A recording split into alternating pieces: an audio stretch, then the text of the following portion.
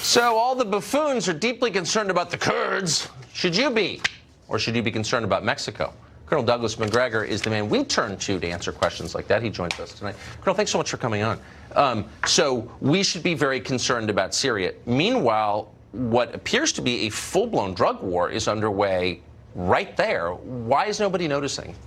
Well, let's look at some numbers. Last year, we spent $16.2 billion to maintain 2,000 troops on the ground in Syria to support the military operations there. Now, $1 billion consisted of aid. I don't know where that went, but $15.2 billion was there to support the military operations.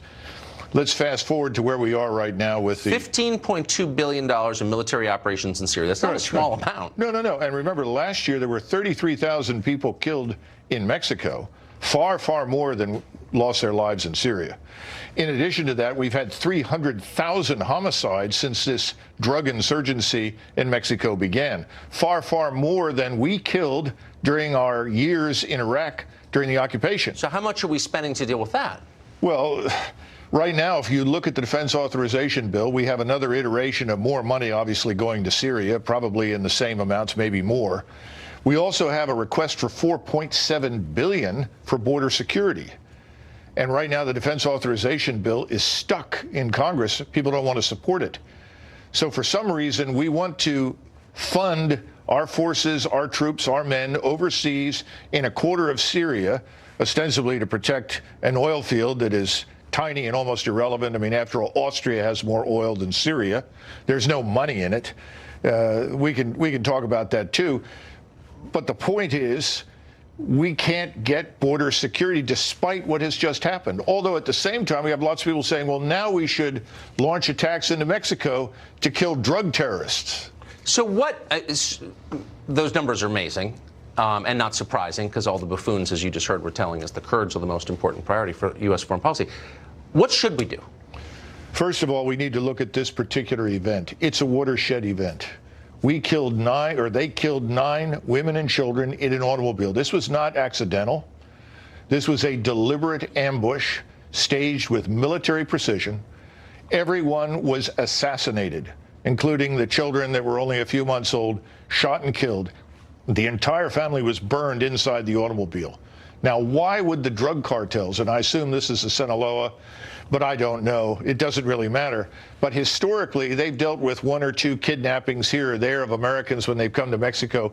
But generally speaking, we've never seen anything like this directed at 9 women and children American citizens. So the first question we need to ask is, why now? Why out of the blue would the cartel do this? Because the cartels have always been afraid that if we did use military power, it would hurt their business. That if we did close the border, it could be disastrous.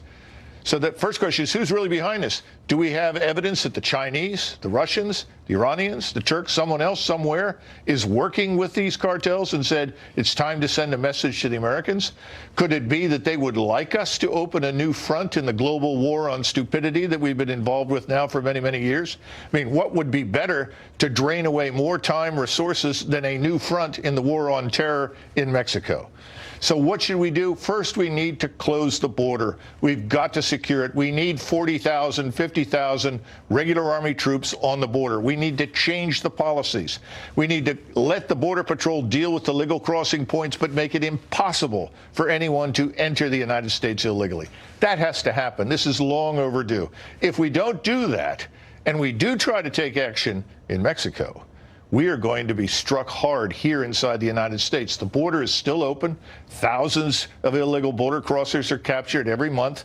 Thousands more get through. We have MS-13 and numerous other drug-related crime syndicates inside the United States. Does anyone really think that if we launched attacks today in Mexico against the drug cartels, that they would not launch attacks here against us? That's exactly right. So the idea of responding with force before closing our own border is insane. It's impossible. And we need to go after them here at home.